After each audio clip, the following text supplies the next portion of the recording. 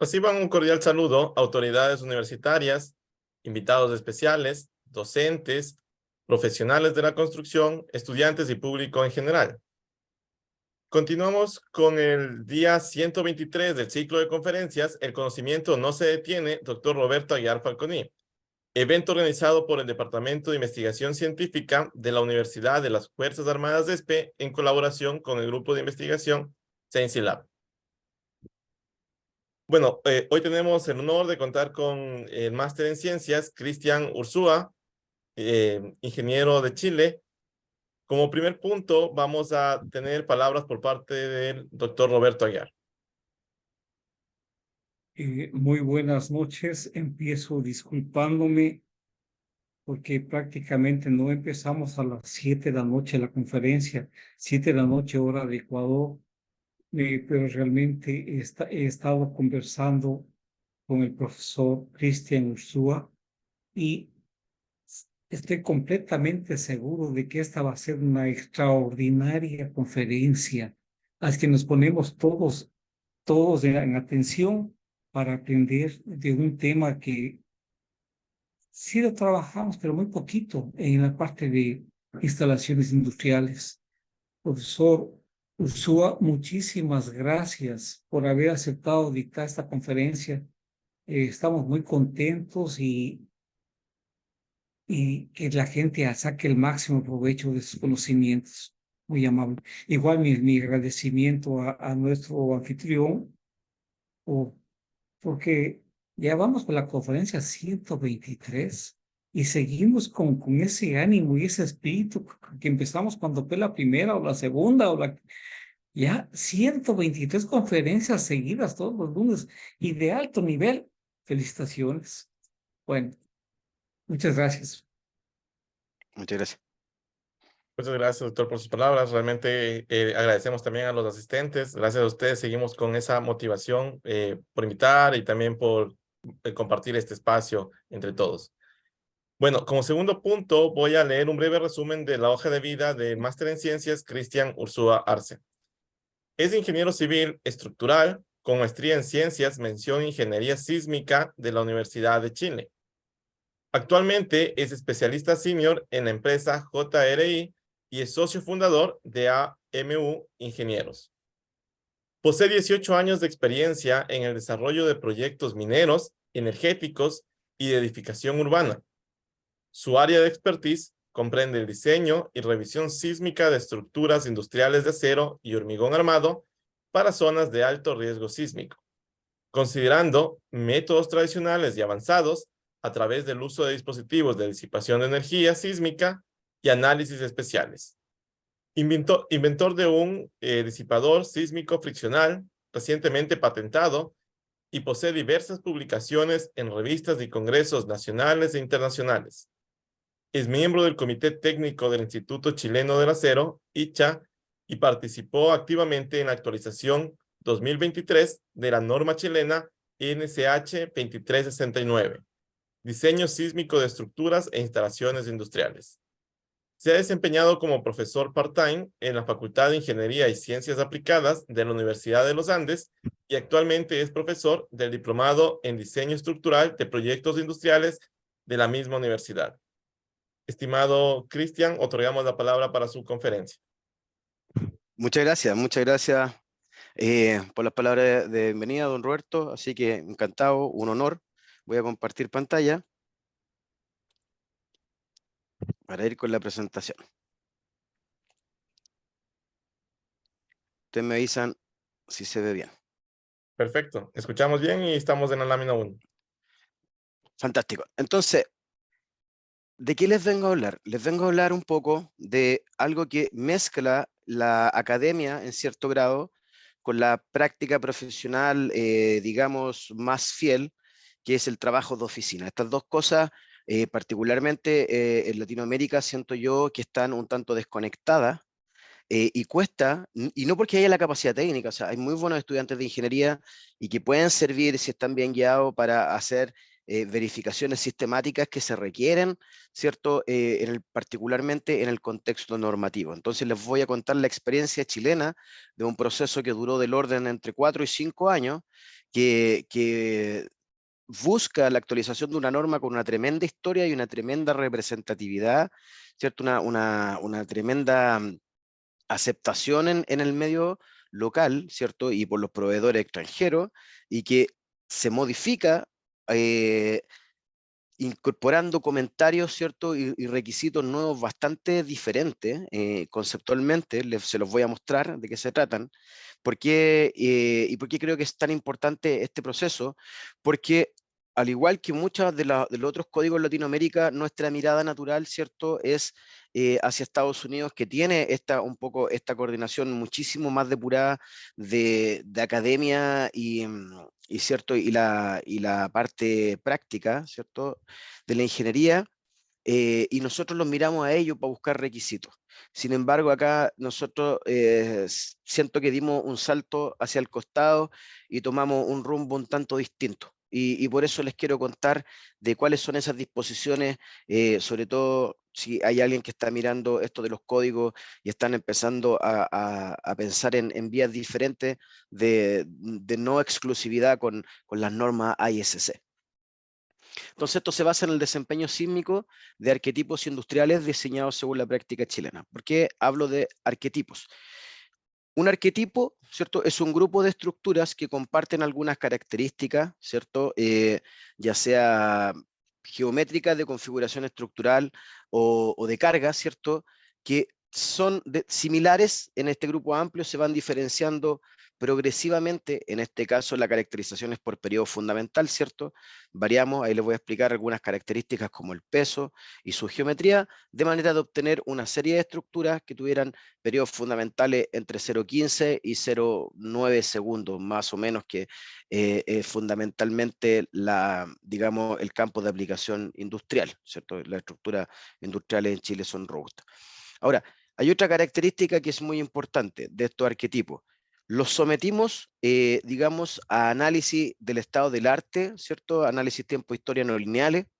Están caracterizados su amenaza sísmica, ¿cierto?, por medio de espectros de media condicionada. Por lo tanto, la selección de registros sigue un orden, una forma de hacerse que ofrece un criterio un poco más objetivo que la selección de registros cualquiera o todos los errores que uno podría cometer al hacer registros artificiales. Y en base a eso caracterizamos el comportamiento y empezamos a evaluar si el desempeño que nosotros queremos para la industria, que es superior que para edificios, está declarado así en esta norma, se cumple, ¿ya? Y con eso pudimos revisar las disposiciones. Entonces, ¿a qué le llamamos práctica chilena industrial? Las estructuras de acero, ¿cierto?, están configuradas mayormente en base a marcos. Voy a checar aquí un poquito esto. Ahí sí. En base a marcos arrastrados concéntricos. Esa es nuestra estructuración preferida. Y en menor medida a marcos de momento. Solo en general lo que son marcos de momento, pero no este marco de momento típico donde esperamos la afluencia particular en las vigas y no en las columnas, sino que son marcos de momento, pero de naves industriales, ¿cierto? Entonces, en general cuando las naves son pesadas, hay una cercha y las rótulas no se generan en las vigas. Entonces, solo cuando lo necesitamos, en ocasiones muy contadas, utilizamos marcos de momento, pero sí lo que utilizamos son pernos de anclaje dúctiles. Y eso nos diferencia con la práctica norteamericana. Esto nace, una práctica que empiezan a hacer en los años 50 en Chile, ha mostrado buenos resultados y de alguna manera quisimos ir más allá evaluando este sistema de manera más formal. ¿Cómo son las estructuras chilenas? Esto es una estructura chilena típica, ¿cierto?, de la industria pesada de la minería, ¿cierto? O sea, se pueden observar conexiones diseñadas por capacidad, ¿cierto? Sistemas estructurales que buscan excentricidades. Estos son sistemas con arrastramiento en zipper, ¿cierto? Un zipper column ahí que lo que hace es evitar desbalances plásticos en la viga. O sea, una estructura también que presenta a simple vista una sobreresistencia considerable, ¿ya? Y si se fijan acá en esta zona, van a ver que las columnas tienen una silla, y en esa silla hay un perno de anclaje que está expuesto en el vástago, que le llamamos al tramo de perno que queda entre la silla, y eso esperamos que fluya. O sea, a diferencia de la práctica norteamericana, este perno de anclaje no representa un empalme de la columna metálica con el pedestal, sino que representa un fusible. Es un punto donde esperamos disipación de energía por plastificación metálica. ¿Ya? Ahora, la plastificación cíclica es bastante amable en el sentido de que es monotónica. O sea, como este perno de anclaje solo es estirado cuando la columna sube, porque cuando con la columna baja no hay una tuerca debajo que haga que el perno entre en compresión, ¿cierto? Finalmente la tracción es una tracción que, si bien es cíclica, es monotónica, entonces no es demasiado agresiva. El marco normativo, como les contaba, es de la 2369, una norma que nace al alero de los grandes ingenieros de los años 50 en Chile, ¿cierto? Que cuando se crea la Corfo, que es la Corporación de Fomento de la Producción, se empieza a desarrollar una serie de industrias, particularmente acerera en Huachipato, y mucha de esta gente se fue a perfeccionar a Nueva York. Estuvo don Rodrigo Flores, don Elías Arce, que después tuvieron oficinas importantes, ¿cierto? Y se fueron a perfeccionar y traer la práctica norteamericana, pero incorporando, ellos tenían la idea del anclaje dúctil, que no es parte de la práctica americana, y la empezaron a instaurar en Chile. Esta norma sale el año 2003, ya la primera edición. Entonces, desde los años 50 hasta el 2003 hubo una serie, ¿cierto?, de aprendizaje, mucha evidencia en sismo real chileno, que son bastante intensos, y desde ahí se fueron puliendo algunas disposiciones. Las empresas en ese tiempo que ofrecían servicios de ingeniería tenían sus propios criterios de diseño cuando no había norma oficial, digamos, y estos criterios de diseño son los que se aplicaban en el diseño sismo resistente en las oficinas de ingeniería.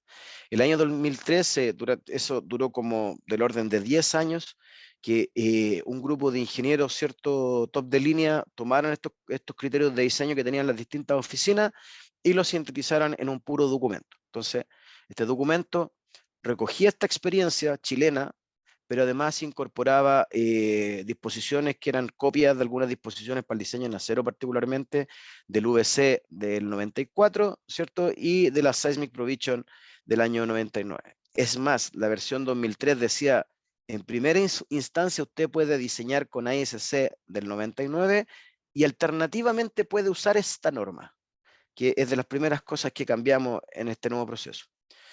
El año 2023, o sea, ya eso ocurre hace como 2 semanas atrás o 3 semanas atrás, ya está vigente la segunda edición de la NSH 2369, donde se aborda un proceso de actualización mayor que va desde el año 2017, incorporando cambios relevantes en el diseño de estructuras de acero.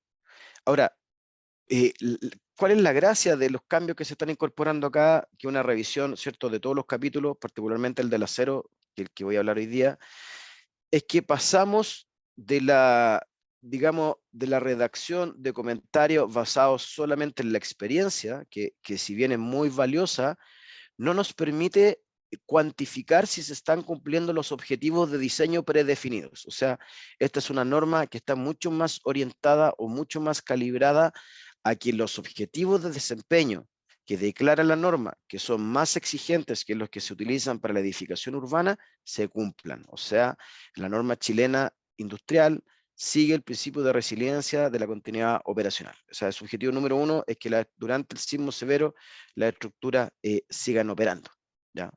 El sismo severo, entendámoslo como diseño. Entonces, nace un desafío, porque si bien estas mismas declaraciones de principio estaban en la versión anterior, no había ninguna evaluación de los requisitos que se estaban dando, si las estructuras diseñadas bajo esos requisitos efectivamente resultaban en estructuras que cumplieran con estos objetivos de desempeño o no.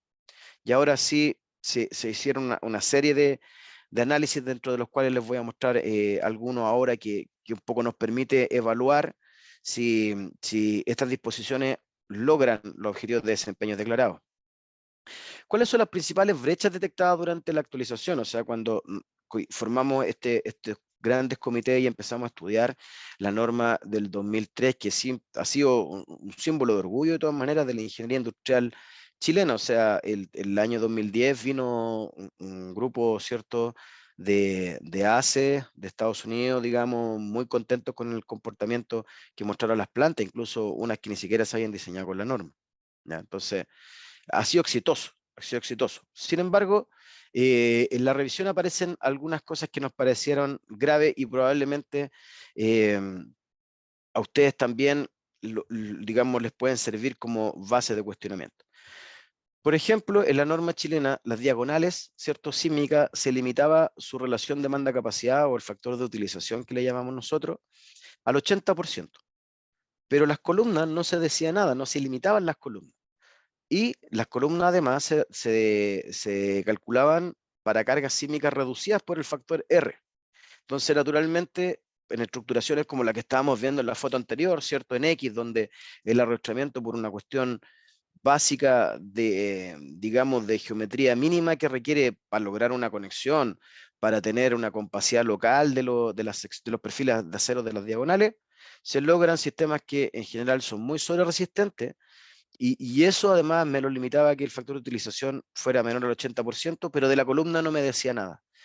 Lo que ocurría es que si bien las estructuras tenían mucha sobreresistencia, si algún sismo en la eventualidad que superara ese límite, iba a fallar por la falla o pandeo de columnas, lo que hacía que el sistema fuese frágil.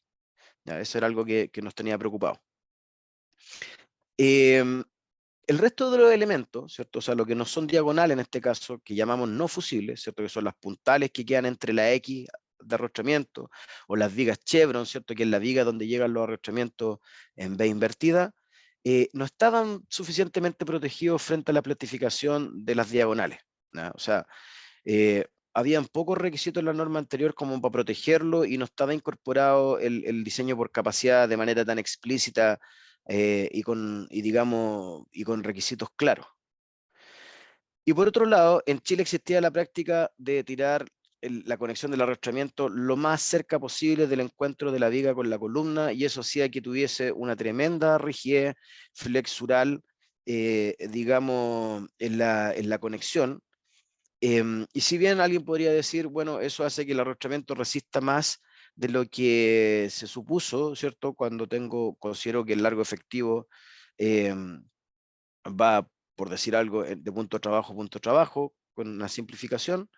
Eso no es bueno cuando tengo otros elementos que dependen de esa carga. O sea, cuando el arrastramiento efectivamente plastificaba, ¿cierto?, pandeaba, eso podía inducir grandes rotaciones al nudo donde estaba la viga y la columna, y eso presentaba y presentó problemas superiores, ¿ya? Voy a hablar aquí de los cambios, de los principales cambios que hicimos en la norma. ¿Y por qué los voy a describir? Porque todos los modelos y todos los resultados que voy a presentar después incorporan estos cambios. Entonces, necesito mencionárselos para que vean o para que estemos, digamos, conscientes de que las estructuras que estamos evaluando con esta serie de análisis tiempo-historia no lineales que les voy a mostrar, tienen estas disposiciones incorporadas. ¿Okay? Entonces, las columnas deben diseñarse para combinaciones de carga donde el sismo horizontal sea amplificado por 0,7R. Esta es una nueva disposición que es un tanto revolucionaria, que es diferente a lo que se hace, yo diría, en todas partes. Pareciera parecido a las disposiciones que tiene AISC antiguamente, que la sacó, que tenía en las versiones anteriores, AISC del 2005, de diseño por sobreresistencia, pero el concepto es totalmente distinto. Se los voy a explicar ahora. Entonces, ¿de qué teníamos nosotros que tratar de agarrarnos, ¿cierto?, para llegar a una carga sobre la columna que no requisiera una evaluación, digamos, tan sofisticada para tener un nivel de carga axial, pero que sin embargo tuviera la capacidad de considerar que eventualmente algunos arrastramientos van a incursionar inelásticamente? O sea, necesitábamos un valor que nos permitiera evaluar la compresión en la columna, ¿cierto?, sin tener que asumir que el mecanismo de plastificación en ese eje sismo resistente era total, que es lo que hace la práctica norteamericana. ¿ya? Entonces, el supuesto base que después evaluamos y se ha comportado bastante bien, como van a ver más adelante, es que en realidad el sistema no puede tomar más carga que la entregada por el sismo elástico, ¿cierto? O sea, la columna solo puede llegar a tomar independiente si las diagonales plastifican o no plastifican. Simplemente la columna no va a tomar más carga que la que si la estructura se comporta de manera elástica frente al sismo. Entonces la ecuación fundamental de eso, ¿cierto?, va a ser que el sismo en estado último tiene que ser menor que a la resistencia nominal por la sobreresistencia del sistema. ¿Ya? Ahora, como las evaluaciones que yo hago a nivel de ingeniería siempre consideran un FIRN en el RFD, ¿cierto? Porque estoy considerando un factor de reducción de seguridad. Yo esta sobreresistencia, que sí la tengo, la divido por phi para mantener el factor, ¿cierto? Entonces después tengo que decir, bueno, ¿cuáles son mis fuentes de sobreresistencia?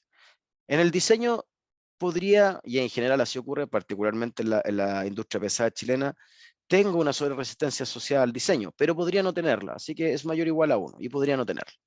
El material sí tengo una sobreresistencia que en general, ¿cierto?, va a ser del orden de 1.25 veces el límite de fluencia, o sea, hay materiales que van bastante más allá de eso, ¿cierto? Pero en promedio, más o menos, pensando en que esta norma se aplica de manera generalizada, estamos pensando en un factor de 1.25, ¿cierto? Para el material, para la resistencia mecánica del material. Y la redundancia estructural hace y menciona que, por ejemplo, si me falla una columna o tiende a plastificar una columna de uno de los ejes sismoresistentes, en general no significa que el sistema colapse, sino que van a haber ciertas redistribuciones de esfuerzo. Ahora, si yo estoy tratando de establecer un límite, un máximo maximorum, ¿cierto?, de lo que te podría experimentar una columna, bueno, decidimos decir, supongamos que el ingeniero la diseñó justa y supongamos que no hay redundancia. En la industria, de alguna manera, es bastante común tener sistemas que son torres de proceso, que tienen 4 columnas, digamos, arrastradas por las 4 caras, y eso eventualmente no tiene un nivel de redundancia demasiado grande. ¿Ya? Entonces nos quedamos con la resistencia solamente extra que da el material, ¿cierto? ¿Por qué? Porque la fluencia mínima especificada, ¿cierto?, es un lower bound, o sea, es la media menos sigma, ¿cierto? Entonces siempre queda bastante más resistencia y, como les digo, en promedio es del orden de un 25%. Si ese 25%, 1.25, yo lo divido por phi, esto me da del orden de 1,4. Y si esto como 1,4 lo paso al otro lado dividiendo, voy a decir que yo puedo seguir haciendo una evaluación considerando el sismo elástico, que es el sismo reducido por R, ese es mi sismo elástico, ¿cierto?, por 0,7. O sea, cuando yo utilizo y sigo utilizando FIRN y yo a su vez considero un sismo que es 0,7 veces el sismo elástico, en el fondo estoy haciendo una verificación del sismo elástico. ¿Por qué? Porque estoy reduciendo la carga por la sobreresistencia extra que no está siendo considerada explícitamente en la resistencia. Y eso me da un límite de carga que las columnas pueden tomar máxima, independiente de que los arrastramientos estén en el rango lineal o no lineal, ¿cierto? Que me da una herramienta para tener una fuerza axial razonable. Y este supuesto también lo vamos a evaluar. Ahora, ¿qué es lo que hace la práctica estadounidense? Básicamente considera la plastificación simultánea de todo el eje sismo resistente, ¿cierto? Todo el eje del sistema lateral. Considera que hay arrastramientos que presentan su capacidad residual y al mismo tiempo hay arrastramientos que presentan su capacidad esperada en tracción. Entonces dice, usted bajo esa condición evalúe las, digamos, cargas que ocurren en la columna. Por supuesto, esas cargas de compresión que dan son brutales y resultan en diseños que están totalmente fuera de toda escala. ¿Ya? Ahora, eso sí es importante para nosotros la experiencia. O sea, en Chile tenemos un terremoto, ¿cierto? Sobre 8 cada 10 años en el territorio nacional y en la misma localidad más o menos cada 80 años. O sea, sabemos más o menos qué cosas funcionan y qué cosas no. Lo que pasa es que tenemos que calcular los requisitos normativos con eso, ¿ya? Y con un nivel de desempeño objetivo. En la misma línea, los elementos no fusibles deben diseñarse considerando el desbalance de fuerzas que se producen cuando los elementos fusibles plastifican. O sea, este concepto sí lo podemos aplicar de manera más simple, por ejemplo, en las diagonales X, en este elemento que está acá, que es el puntal, ¿cierto? Que experimenta fuerzas solo cuando salen del rango lineal los arrastramientos que están sobre y bajo el puntal. ¿Ya? Y esto también está en la práctica norteamericana, pero aquí es lo nuevo que ofrecemos, es que la tracción no necesita ser mayor que este límite que estábamos conversando recién. ¿Cierto? La práctica norteamericana básicamente me dice, acá esta es la tracción esperada, la capacidad de tracción esperada, que es el RI por FI por AG.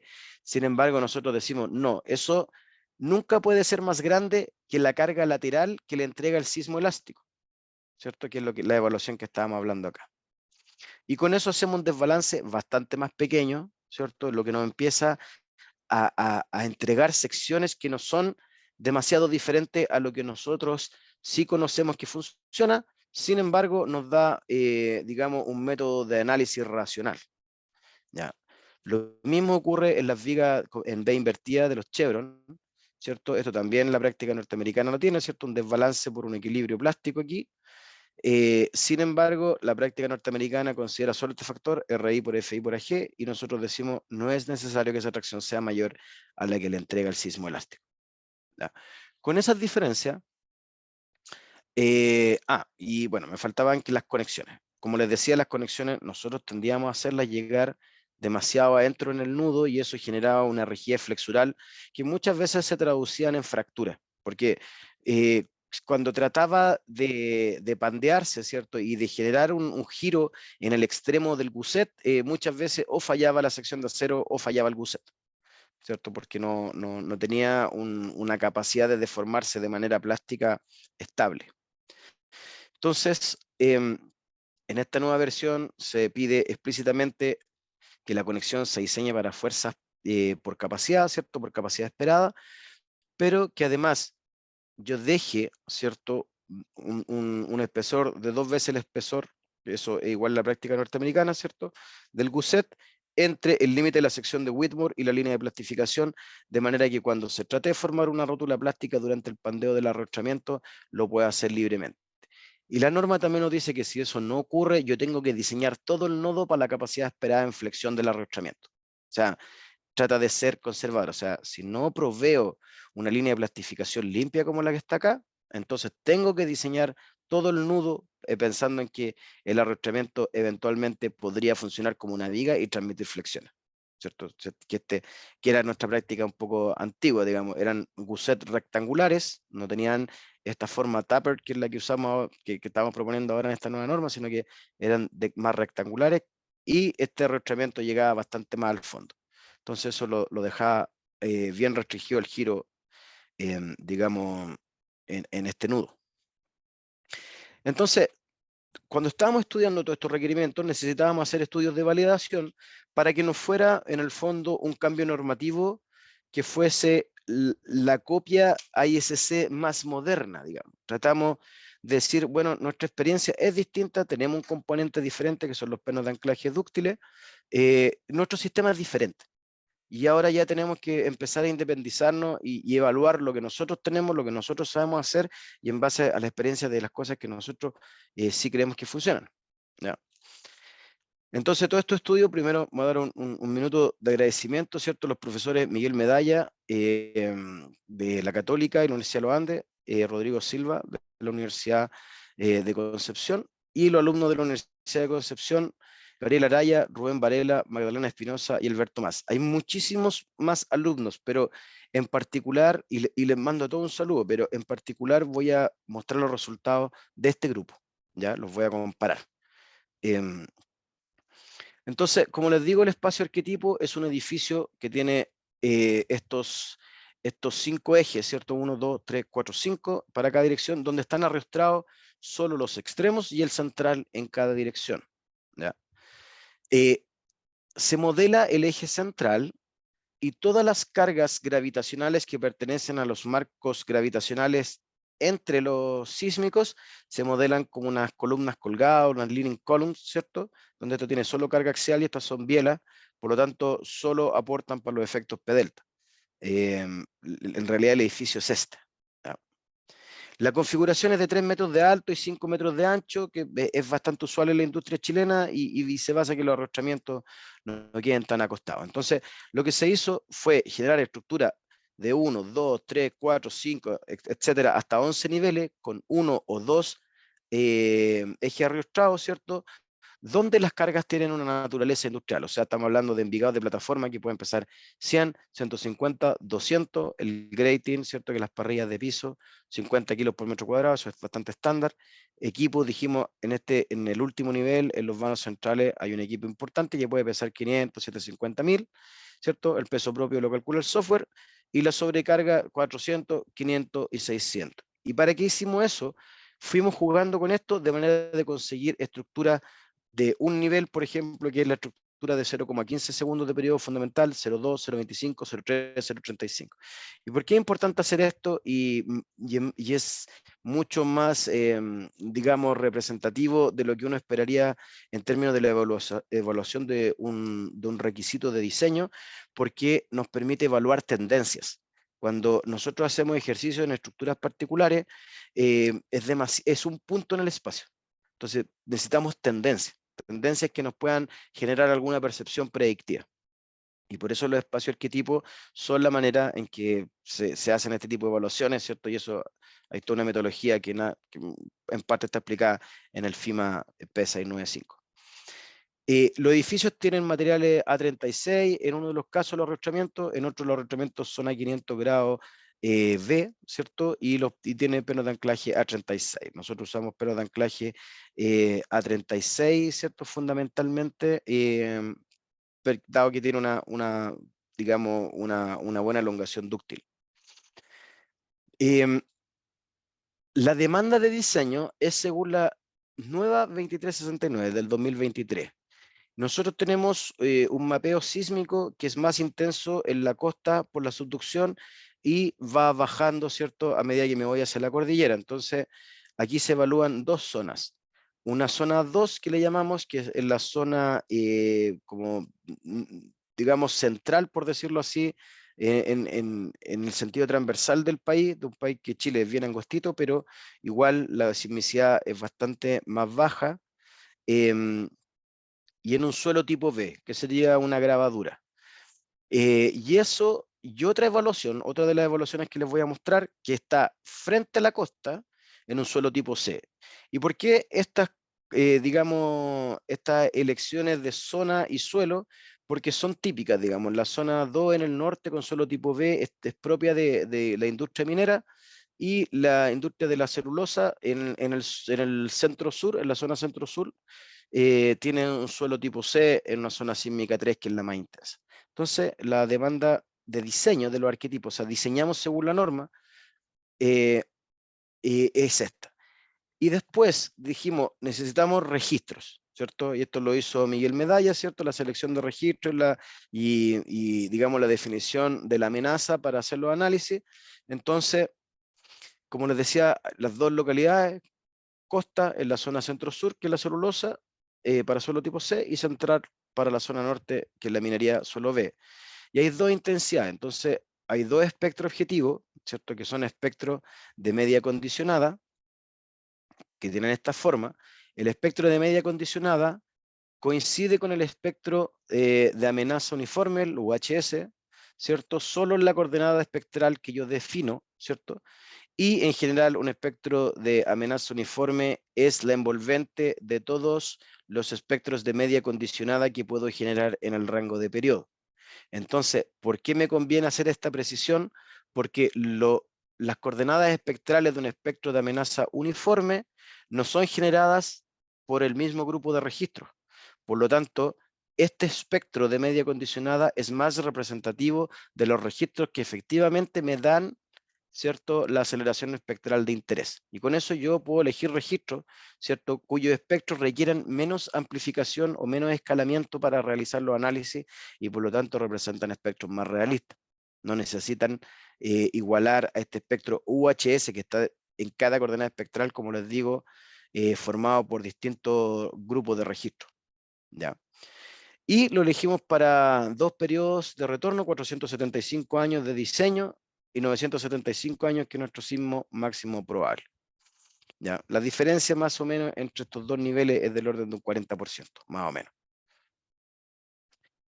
En términos de las modelaciones, tenemos los pernos de anclaje. Esto, digamos, es un desafío computacional en el sentido de que son dos elementos trabajando en paralelo. Uno representa el pedestal y es elástico, ¿cierto? Y el otro representa los pernos de anclaje y digamos, un multilinear plastic que tiene esta forma, digamos, ¿cierto? Tengo una rigidez que está dado por la rigidez del perno elástica, por la longitud que tiene, ¿cierto? Y después tiene un límite de fluencia y cuando baja, descarga la carga hacia el pedestal.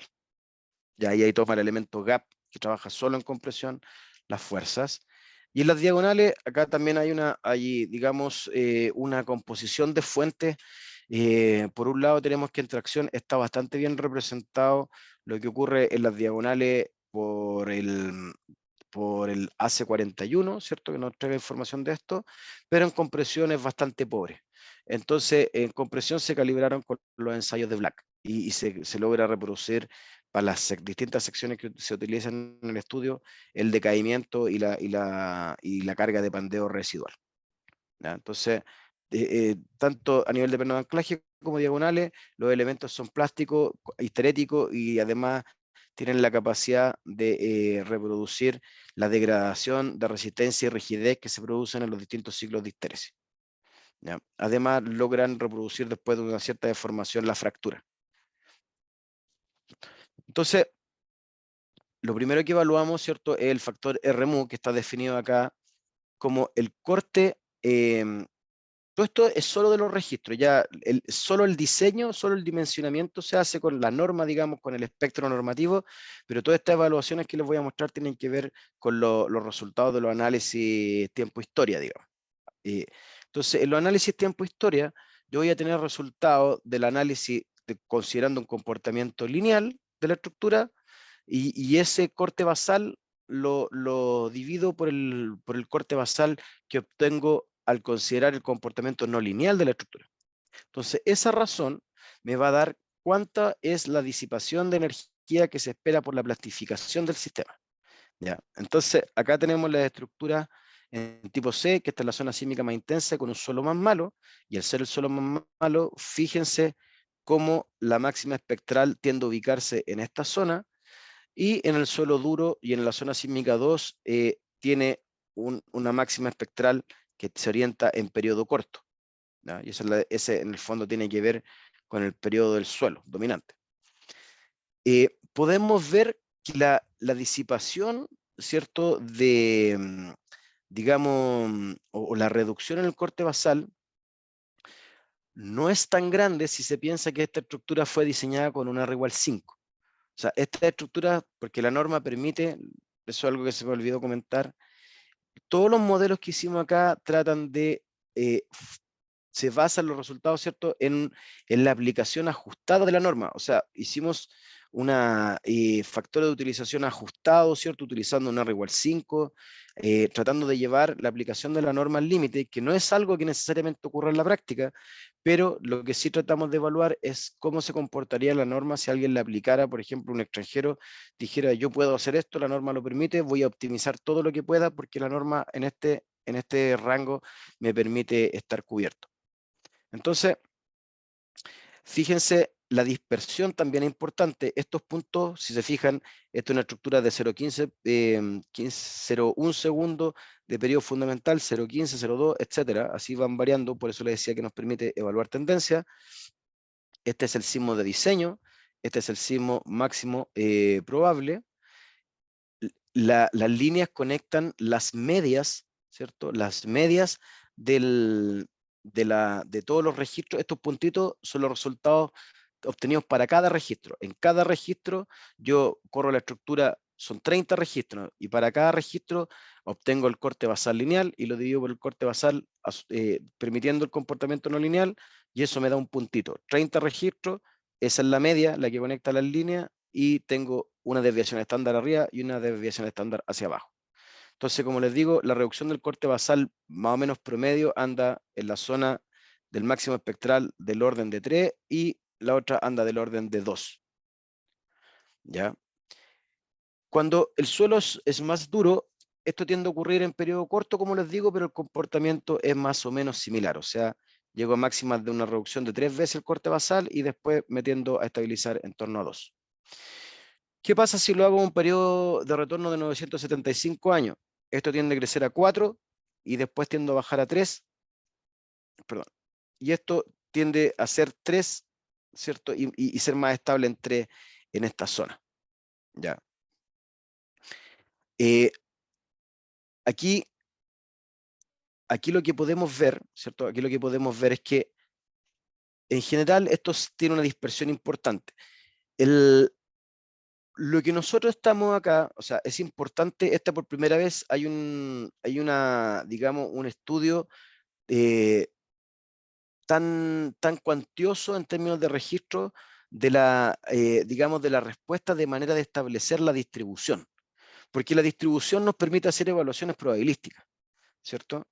Entonces, si bien es la media la que está calibrada al espectro objetivo, porque nosotros decimos que la coordenada espectral de interés, tenemos una serie de registros cuyo espectro objetivo medio, o sea, o el espectro promedio de esa serie de registros que selecciono coincida con la coordenada espectral objetivo, ¿cierto?, del espectro media condicionada.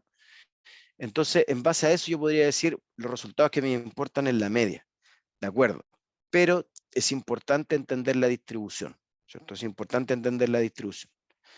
Eventualmente uno podría hacer selecciones de registro con un control de la dispersión y probablemente eso haría que la dispersión digamos, de los registros, que tiende a ser epistémica porque es propia de la diferencia de los registros, ¿cierto?, fuese menor. Pero en este caso se dejó libre y hay dispersiones muy importantes. Fíjense que en este caso esta es la media, un sigma, la media menos sigma, ¿ya? Pero estamos viendo que las reducciones del corte basal son del orden a nivel de diseño, que es lo que nos importa y lo que utilizamos, andan del orden de 3 a 2 en ambos escenarios.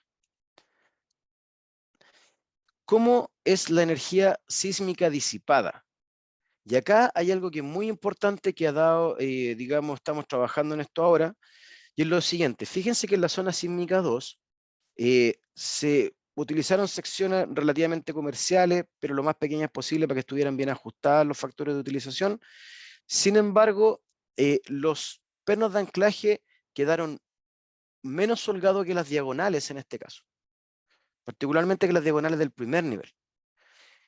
Y eso hizo que los pernos de anclaje se activaran de manera bastante importante. La línea naranja representa la energía, la cantidad de energía del input total que fue disipada por planificación de pernos de anclaje. La línea azul representa lo que se va por amortiguamiento viscoso. Y uno podría pensar en que el amortiguamiento viscoso es demasiado importante. Sí, pero fíjense por qué ocurre esto. Ocurre porque en los modelos de base fija, donde yo no estoy modelando explícitamente el efecto suelo-estructura, ¿cierto?, la interacción suelo-estructura, gran parte de la disipación por radiación que se produce en el suelo, solo puedo representarlo por amortiguamiento viscoso. Por eso dan estas cantidades importantes. Pero se están utilizando amortiguamientos bastante bajos. O sea, se está usando para suelos C, se está usando un 3% y para suelos B se está usando un 2%. O sea, son amortiguamientos viscosos bastante pequeños. Y fíjense que de la energía total que queda, o sea, esta es lo que no es azul, digamos, aquí en una gran cantidad de modelos, el perno de anclaje tiene una capacidad de disipar bastante importante comparado a la que presentan los arrastramientos a nivel de histéresis. Y ahí uno tiene que pensar lo eficiente que es el perno en este sentido, pensando en que la histéresis de un arrastramiento es la plastificación de un elemento bastante masivo, ¿cierto? Un elemento grueso comparado al perno de anclaje. Sin embargo, la plastificación del perno en la ubicación que está es tan eficiente que compite en algún grado, ¿cierto? Compite con eso.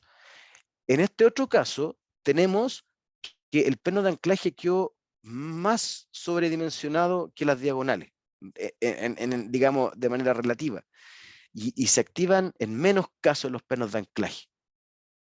Y entonces ahí se empieza a armar una discusión respecto qué pasa cuando se activan y qué pasa cuando no se activan, qué me conviene, ¿cierto? Y cómo lo fomento.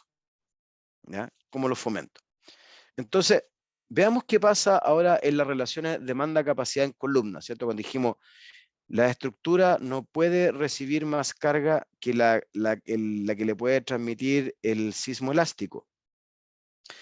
Entonces, cuando probamos esta hipótesis en el diseño, lo que ocurre es lo siguiente. En la zona sísmica 3, ¿cierto? Fíjense que acá de nuevo el punto rojo representa una desviación estándar hacia arriba, el punto rojo es la media, esta barrita es una desviación estándar hacia abajo, los puntitos representan los registros y acá están evaluados, ¿cierto? Acá, por ejemplo, para 0,3 segundos lo que vemos es la columna, ¿cierto? Del primer tramo de columna, segundo tramo de columna y tercer tramo de columna, si es que lo hay. ¿Ya? Entonces, está por nivel, digamos, las columnas. Cuando vemos eso, vemos que en general, incluso si consideramos en este caso el percentil 84, o sea, la media móvil de desviación estándar, el factor de utilización de las columnas es menor que 1. Y eso es la zona de mayor amplificación espectral. Esto a nivel de diseño. ¿Ya? Y esto está sobrado, digamos, para los periodos más largos. O sea, todas las columnas, todos los tramos de columna que hay, ¿cierto? Están por debajo del 100% de utilización. O sea, esta forma de limitar que estamos proponiendo, de calcular con carga sísmica amplificada por 0,7R, está resultando en los análisis, ¿cierto? Incluso en el percentil 84 adecuada. Cuando lo vemos para zona sísmica 2 y un suelo tipo B, ocurre algo parecido. O sea, solo un elemento acá no me pasaría el percentil 84, pero sin embargo la media sigue estando dentro de digamos, de lo esperado. Así que es un resultado favorable. Y también ocurre lo mismo en periodo corto. O sea, hay una concentración digamos, en torno al periodo del suelo de la demanda sobre las columnas y después se relaja. Veámoslo a nivel SMP. 975 años de periodo de retorno. Acá se vuelve un poco más caótico, ¿cierto? Sin embargo, a nivel de las medias, sigo estando bajo el factor de utilización 1, siempre, en todo el rango periodo, pero ya tengo algunos problemas en alguna zona, ¿cierto? Si quisiera evaluar en el percentil 84.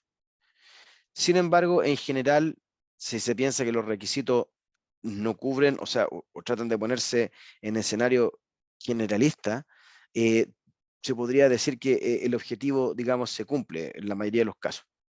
¿Ya? Solo en las zonas que en torno a los máximos del suelo tenemos problemas más evidentes sobre la media, o sea, la media cumple y el percentil 84 ya se ve más complicado. Ahora recuerden que cuando esta columna tiende a plastificar un poco, también va a haber una transferencia de esfuerzo a las columnas de la vecindad, así que eso tampoco significa que la estructura vaya a colapsar. Cuando lo vemos en los suelos, en la zona sísmica 2, en suelo tipo B, ocurre algo parecido, solo un poquito a nivel de un sismo que ocurre una vez cada 1000 años, solo, digamos, el percentil 84 no lo cumple en torno a 0,2 segundos, que es el periodo fundamental del suelo, y el resto siempre cumple. O sea que esta medida del 0,7R ha resultado ser bastante efectiva. ¿Qué pasa con los pernos de anclaje? Y acá empieza a aparecer algo. Como les decía, los pernos de anclaje en la zona sísmica 2, por la relación geométrica que hay entre el perno y los arrastramientos, logra ser digamos, un disipador más eficiente y por lo tanto se elonga plásticamente. Y acá lo más importante en el perno de anclaje era cuidar, ¿cierto?, que a nivel de diseño y a nivel SMP tuviera algunos límites que consideráramos aceptables. Que era nosotros consideramos aceptable es que al menos para SMP fuese menor que la elongación de fractura de un perno maquinado, porque en general los pernos están hilados en toda su longitud. Y eso, no tenemos, de esto no hay tanta información disponible, pero creemos que anda del orden del 15%. ¿Cierto? Entonces quedamos al 8% en el percentil 84, lo que es extraordinariamente positivo. Y a nivel de diseño, esto está todavía, digamos, más controlado, bajo el 6%, así que anda súper bien. Y en la zona sísmica C, como los pernos no se activan o se activan en menos casos, ¿cierto? Hay zonas donde simplemente la elongación es muy bajita y el perno no se alcanza a activar porque se activa un arrastramiento antes. O sea, entre estos dos sistemas se requiere un equilibrio súper balanceado para que el arrastramiento y el perno de anclaje trabajen de una forma más o menos simultánea. Lo que sí pasa es que si se activa primero el arrastramiento, el perno de anclaje no va a ser capaz de seguir tomando carga. Se forma un filtro. Y es lo que se ve en estas zonas. O sea, aquí se activó el arrastramiento y el perno de anclaje no se activó. ¿Ya? Y eso es peligroso porque impone una concentración del drift que vamos a ver más adelante. Incluso si lo vemos en 1000 años de periodo de retorno, también vamos a ver eso. O sea, hay zonas que el perno de anclaje simplemente no se activó. Veamos lo que pasa el drift medio de entrepiso. Cada uno de estos colores representa un modelo y este es el drift medio de los 30 registros para ese modelo en ese nivel. ¿Ya? En Chile tenemos a nivel de diseño un límite de 1,5%, ¿cierto? Y que está pensado para diseño. En ese escenario solo hay dos modelos que en el primer nivel tienden a pasarse un poco, ¿cierto? A nivel de diseño.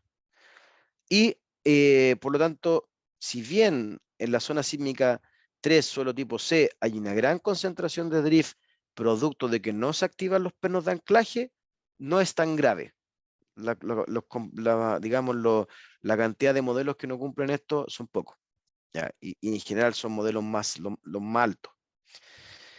Si esto lo vemos en la zona sísmica 2, solo tipo B, donde sí se activaron los pernos de anclaje, fíjense que la distribución de drift es mucho más uniforme. O sea, cuando la base, ¿cierto? En un eje sismo resistente, los pernos de anclaje son pernos dúctiles y tienden a deformarse plásticamente, eso contribuye a que digamos, la distribución de plastificación en arrastramiento sea mucho más uniforme. Y eso representa una tremenda ventaja porque los sistemas colapsan por concentración de drift. ¿Ya? Entonces, esa plastificación de pernos de anclaje, que además es un sistema, digamos, autocentrante, por decirlo así. ¿Cierto? El perno de anclaje se estira, pero por peso propio la estructura siempre va a volver a caer. Entonces, en ese sentido, lo que estoy ganando, esta reducción en el drift de entrepiso, que no lo recupero, o sea, este drift de entrepiso, digamos, no es tan fácil después de reparar para volver a ser operacionales, digamos. ¿Ya? En cambio, el perno de anclaje, particularmente lo que estamos proponiendo en esta norma, que sea un perno de anclaje intercambiable, ¿cierto? Representa un fusible que está a la altura de la mano, ¿cierto? Porque los pedestales están a la altura de la mano cuando voy caminando por la calle, y me permitiría reemplazarlo. Y para el siguiente sismo sigue siendo un disipador como nuevo, o sea, vuelvo la estructura a un estado prácticamente original. ¿Ya? Entonces, por eso tiene muchísimas ventajas la zona. A nivel de SMP, es un tanto injusto compararlo con 1,5% porque en realidad este es un sismo que tiene como un 40% más de intensidad en términos de pseudoaceleración que este otro, pero en la comparación se sigue viendo una gran concentración de drift, e incluso cuando utilizo el mismo límite, en SMP el perno de anclaje empieza a transformarse también en un filtro, evita que siga pasando carga que se transforme en drift de entrepiso, o sea, me protege. ¿Ya? Entonces yo tengo que empezar a ver cómo genero lo que logré acá, ¿cierto? En términos de dimensionamiento de pernos de anclaje y arrastramiento, cuya, digamos, proporción relativa haga que las cosas funcionen como este modelo y no como este grupo de modelos.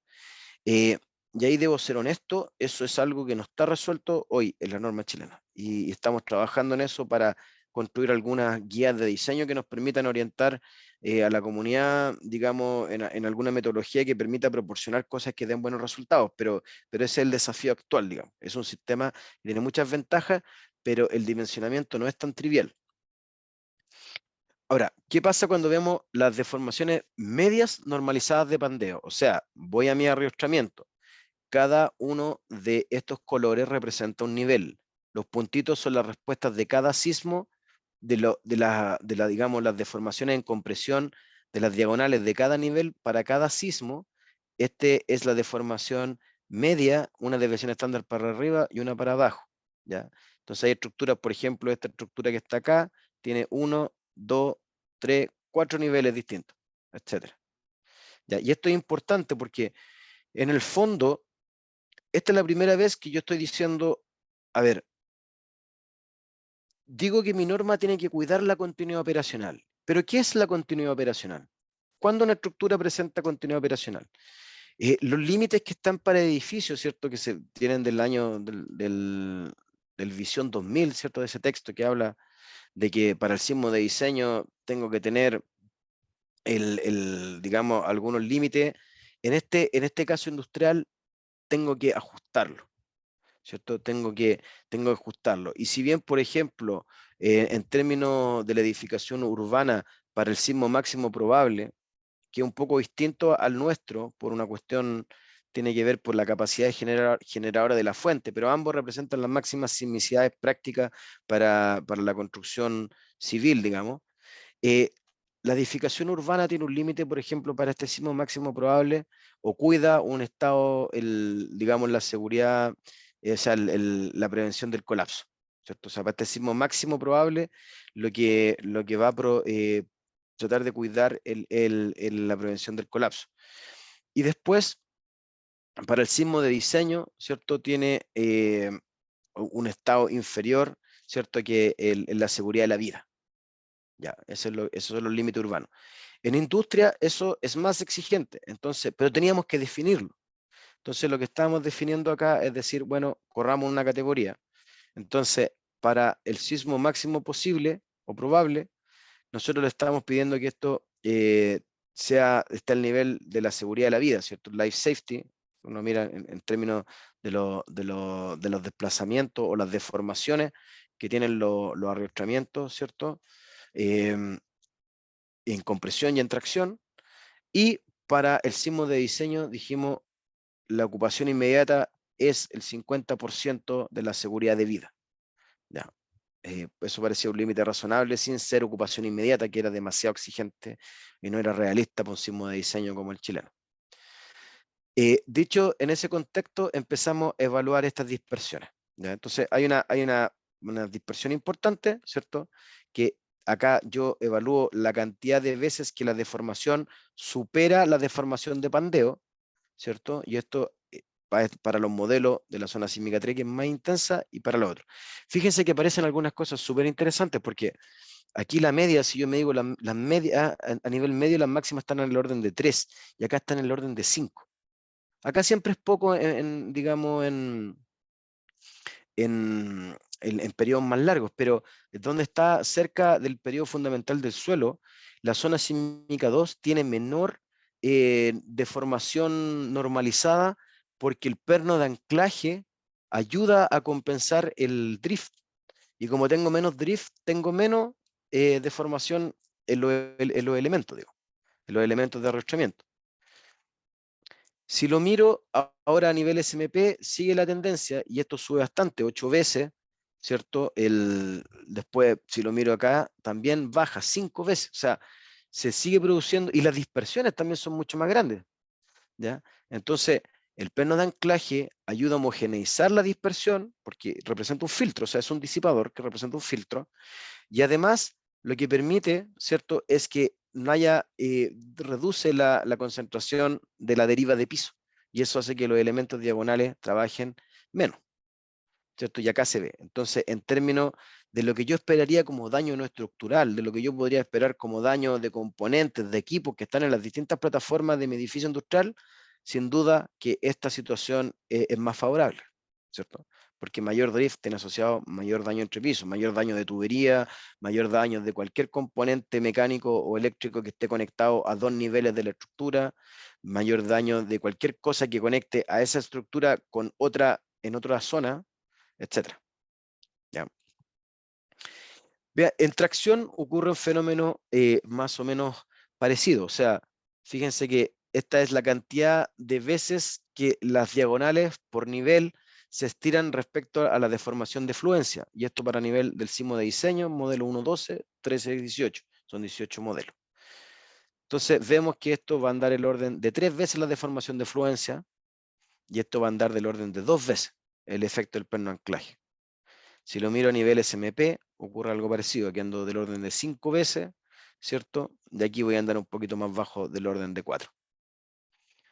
¿Ya? Aquí tengo un error que tengo que corregir. Fíjense que este mono es el mismo que este otro. Lo voy a arreglar antes de pasarle la presentación. Sin embargo, en los gráficos correctos, digamos, presenta el mismo fenómeno que estábamos mirando antes, la misma reducción. Entonces, para mirarlo más simple, lo que vamos a mirar es la respuesta a nivel medio. En azul es la compresión, ¿cierto? Y esto es el límite de compresión, como estoy a nivel, aquí estoy a nivel de diseño, el azul es diseño y el rojo es el nivel SMP. Entonces, para diseño, lo que estoy cuidando es el 50% del life safety, que me da el AC41.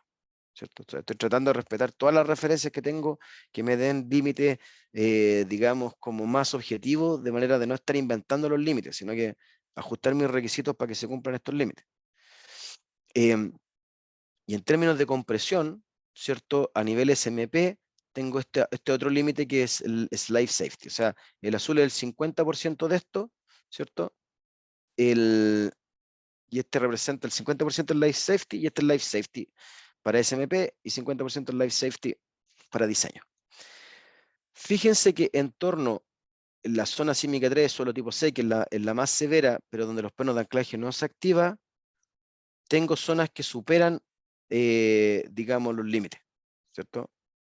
Tengo, en compresión se supera esto, ¿ya? Se supera aquí en algunas zonas.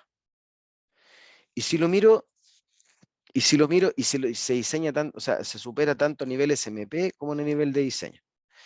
Ahora, si lo miro a nivel para el otro sistema, veo que estoy lejos del límite tanto en SMP y estoy casi cumpliendo en gran parte, estoy muy cerca de cumplir, ¿cierto? Para nivel de diseño, ¿ya? Y eso, de nuevo, es producto de los pernos de anclaje. Esto es para el primer nivel, que representa, por supuesto, la diagonal más solicitada. ¿Qué pasa si lo vemos ahora en términos de la afluencia? ¿Cierto? En términos de la afluencia, cumplen ambas estructuras, ¿cierto? Cumplen ambas estructuras, estoy lejos, en rojo también tengo los límites de tracción a nivel SMP, y acá son los límites, ¿cierto? De SMP, y acá están los límites de diseño, ¿cierto? Que el 50% es life safety para tracción, y también estoy por debajo, ¿cierto? Acá tengo la misma escala para poder comparar. Y fíjense cómo se reducen y cómo son similares las deformaciones en tracción, tanto a nivel de diseño como SMP, y todas mucho más bajas que los límites. O sea, hay una evidente, digamos, relajación de las demandas o de deformaciones de tracción en los arrastramientos, particularmente el primer nivel, que es el más solicitado. Conclusiones. Las estructuras de acero diseñadas según las disposiciones de la 2369 del 2003 cumplen en general con los límites de desempeño impuestos para análisis especiales por la misma norma. Estas validaciones numéricas representan un avance, considerando que las recomendaciones de la versión anterior 2003 se basan fundamentalmente en la experiencia frente a sismos anteriores. ¿Y qué quiero decir con esto? Un poco lo que les contaba. O sea, había una serie de declaraciones de buenas intenciones, de que queremos continuidad operacional, de que estos requisitos son más severos que los que utilizaba en la construcción urbana y cosas de ese tipo, pero no había ninguna validación de que las estructuras que se obtenían en el diseño utilizando la 2369 del 2003 cumplieran efectivamente los límites. Además, no había ningún límite que cumplir, porque los límites de deformación que nosotros estamos evaluando acá no estaban disponibles en la norma en ese momento. Para ser honesto, ahora tampoco los pusimos como algo tan duro como requisito, pero están en el comentario, ¿no? Para no que ahí hubiese cierta libertad con algo que está haciendo un poco nuevo. Y el uso de pernos de anclaje dúctiles e idealmente reemplazables representa una práctica que fomenta un mejor comportamiento estructural, reduciendo el nivel de drift de entrepiso y deformaciones de compresión y tracción en las diagonales. Entonces, como les digo, el perno de anclaje y totalmente recomendable hacerlo reemplazable, porque es bastante fácil. representa un mecanismo de disipación en la interfaz donde se transmiten las fuerzas del suelo a la estructura, ¿cierto? Que es extraordinariamente eficiente para la disipación de energía. Y además, al activarse, genera naturalmente un filtro. Entonces, una vez que los pernos de anclaje se, digamos, se activan, los esfuerzos ya se mantienen más o menos constantes y eso hace que no hayan concentraciones importantes de drift en las diagonales, lo que se refleja en menor daño de elementos o de componentes no estructurales, equipos, tuberías, que finalmente en la industria es lo más importante y lo más caro, digamos. La estructura es totalmente funcional. Y de hecho, en un proyecto industrial, el precio que se paga por la infraestructura es del orden de un 10% del precio del proyecto. O sea, por eso digo, lo que estamos viendo acá es un comportamiento bastante razonable pensando en una aplicación muy ajustada de la norma. O sea, utilizamos los parámetros R igual 5, sin coeficientes de importancia igual 1, o sea, tratando de hacer una aplicación lo más ajustada posible, lo que no ocurre en la práctica. En la práctica en Chile es bastante común en la industria minera pesada usar factores de R igual 3, y en base a eso también el diseño tiene un nivel de sobredimensionamiento razonable. Entonces, esto es un ejercicio, digamos, exigente, ¿ya? Entonces, ¿qué nos falta ahora? Lo que nos falta es establecer un procedimiento que nos permita establecer este perno de anclaje dúctil, pero que siempre se active antes que la diagonal. Hoy día no hay ningún requisito de eso y estamos trabajando en algunas metodologías que sean implementables en un ambiente de oficina, ¿cierto?, de ingeniería, para permitir diseñar un perno de anclaje, ¿cierto?, que siempre funcione y se active como un filtro antes de que se active la primera diagonal. Porque cuando es al revés, como les mostré, cuando se activaba primero la diagonal, no funciona, ya no se vuelve a activar el perno. ¿Ya? Entonces, en eso estamos trabajando ahora. No sé si hay alguna consulta. Muchas gracias. Bueno, primero felicitarle por la excelente intervención y a continuación vamos con las preguntas. Bueno, en primero hay una pregunta referente al arquetipo de manera general, por ejemplo, los tipos de acero que se utilizaron en elementos estructurales, ¿por qué no A572 grados 50? Y en los pernos, por ejemplo, si no se utilizan A325 o A490. Y si esa tipología ya se la considera como concéntrica o excéntrica. Y tal vez podríamos poner allí la pregunta referente a cómo funcionarían con secciones formadas por pletinas soldadas entre sí. Ya, voy tratando de abordar las preguntas en la medida que me acuerdo, y si me faltó alguna, ustedes me dicen. Los aceros de los componentes de acero son los aceros que más se utilizan en Chile. En este caso, estos arriostramientos están hechos de tubos, ya sea algunos rectangulares, otros circulares, y eso existen disponibles en dos calidades comúnmente en Chile, que es una STM A36 o una A500 grado B. ¿Ya? Entonces utilizamos esas calidades que son las que naturalmente en una maestranza se podrían encontrar. Los pernos de anclaje tienen que ser pernos de anclaje dúctiles, o sea, eso significa que pueden ser F1554 o un ACTM A36. Los pernos A325 y los pernos A490 son pernos de alta resistencia que por su composición química tienen muy poca ductilidad, se cortan a deformaciones muy bajas, ¿ya? Y por eso, si uno quisiera un perno como de mayor desempeño, es el F1554, pero el A36 funciona bastante bien, digamos. El problema del A36 en Chile y en el mundo es que es un acero tan fácil de conseguir hoy día que en realidad los A507.2 también son A36. Lo que pasa es que el A36 es un mínimo, o sea, tengo 248 megapascales en el 90% de los casos, sí. Entonces lo puedo clasificar como A36. Pero como eso también lo venden como una 572, por ejemplo, significa que la única diferencia entre esos dos aceros es el RI, asociado a la afluencia esperada respecto a la mínima especificada, que por ejemplo para los aceros grado 50, a veces por eso digo el mismo acero, pero para el grado 50 especifican un RI de 1,1 y para la 36 de 1,4. Entonces al final es el mismo acero, pero me lo esconden de otra manera. Entonces lo único malo de la 36 es que este RI tan grande me da capacidades esperadas mucho más grandes que las capacidades de diseño y por ahí se me distorsionan las cosas, pero tiene que ser dúctil el perno de anclaje, ¿ya? Y eso no se logra con pernos de alta resistencia. Lo otro era algo de las pletinas de conexión, ahí la última no me acuerdo. Sí, nos comenta cómo funciona con secciones formadas de pletinas soldadas entre sí. Nosotros en esta tratamos de solo en naves industriales donde a veces ponemos dos canales, ¿cierto? Que están como de alguna manera arriostradas, están enfrentados dos canales, ¿cierto? Y se arriostran entre sí porque se necesita un arrostramiento muy largo que logre tomar las alas para evitar digamos, el pandeo lateral torsional de columnas en naves industriales muy grandes. Ese es como el único caso que hay arrostramientos compuestos hoy día. En general los arrostramientos evitamos que sean como, no sé, quizás le llaman a ustedes celosías o perfiles conformados que tienen estas diagonalizaciones.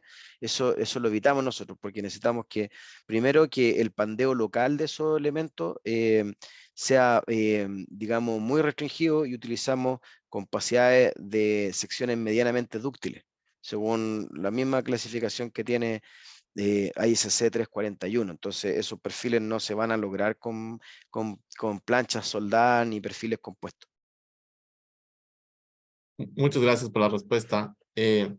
Bueno, acá también hay interés referente a los pernos de anclaje. Realmente en Ecuador no tenemos generalmente la placa y el perno no se ve, no hay el vástago expuesto como lo vemos en Chile. Correcto. Tal vez allí nos puede ayudar como con esta pregunta que dice, primero, si ha existido evidencias de la elongación en pernos de anclaje, si ha habido un monitoreo o ya existió falla que permite evidenciar que efectivamente se da esa falla dúctil, y cuál sería su reparación y cómo hacerlo reemplazable. Súper. Me encantaría, o sea, todo esto lo abordamos en los cursos que hacemos en el diplomado, pero voy a tratar de explicarlo. Tendría que poner una pizarra para hacer algunos dibujos que se entendiera mejor, pero voy a tratar lo mejor posible de explicarlo verbalmente. En la práctica chilena, esta silla que está como esta doble placa base que está más arriba de la placa base que efectivamente se conecta con el grout, ¿cierto?, en el pedestal, tiene la finalidad de que el perno de anclaje, al quedar expuesto en esa longitud que le llamamos vástago, sea inspeccionable. Y al ser ese largo expuesto, ahí es donde ocurre el estrangulamiento durante la elongación plástica. Y eso se observa en los sismos, digamos. Eso es algo que vemos reiteradamente. Entonces, ¿cómo lo hacemos? En general, es una práctica, y por eso insisto, esta práctica funciona, pero la que nosotros que estamos proponiendo estos nuevos requisitos, la queremos en retirada. Sirve, pero la queremos en retirada. Que es, en general, el hilo es del orden de 75 milímetros, o sea, significa que más o menos en promedio 3 diámetros, más largo que, o de la tuerca hacia abajo el hilo, digamos, ¿ya? No menos que eso. Y eso permite que el perno de anclaje, al elongarse hasta 75 milímetros, que son los límites que más o menos se observan, que el perno sigue, digamos, sigue conservando sus propiedades plásticas, si se supera, o sea, si se ocurre una elongación plástica en ese margen, yo voy después del sismo y hago un reapriete del perno. Hago un reapriete porque tengo más hilo, entonces el perno subió y me queda el hilo todavía, reaprieto y sigo como si nada, entre comillas, porque si bien la estructura puede seguir operando, todo lo que ese perno de anclaje se elongó es un agotamiento de la capacidad de elongación del perno que le queda respecto a la rotura. Entonces, si bien como práctica eso ha resultado positivo, nosotros estamos diciendo, mire, es mejor que ese perno, usted ya lo agotó, cámbielo, como una pastilla de freno, ¿cierto? Usted la usó duro, la cambia. Ahora, ¿cómo se cambia eso? Eso es bastante simple, en realidad. Lo que pasa es que no es un detallamiento que estemos tan acostumbrados, pero va a empezar a ser extraordinariamente común en Chile. Y lo que se hace es que hay alguna especie de de conector como el similar a los que juntan los refuerzos, los manguitos que le llamamos nosotros, que juntan las barras de hormigón armado a través de conexiones hiladas, ¿cierto? Cuando quiero hacer un empalme mecánico y no tengo suficiente longitud para empalmar las barras, ¿cierto? Poniendo una sobre la otra, sino que utilizo un hilado que me permite con una copla, digamos, hacer una conexión hilada, ¿cierto? De dos barras de refuerzo.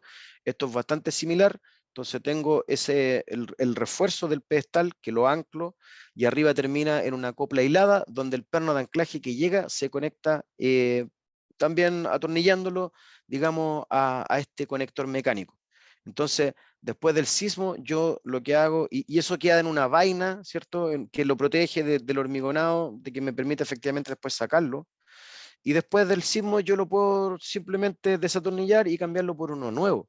Incluso ese peno de anclaje puede tener propiedades de acero diferentes, que tengan mejor comportamiento que el que estamos viendo, menores dispersiones, o sea, se puede transformar en un fusible bastante eficiente, ¿ya? Y esa es más o menos la forma en que uno lo hace reemplazable. Muchas gracias. Realmente excelente explicación y excelente respuesta a las preguntas. Encantado. Ya no tenemos más preguntas por parte de los asistentes. En este punto vamos a dar paso a palabras por parte del doctor Roberto Aguiar. Doctor, ya puede encender su micrófono.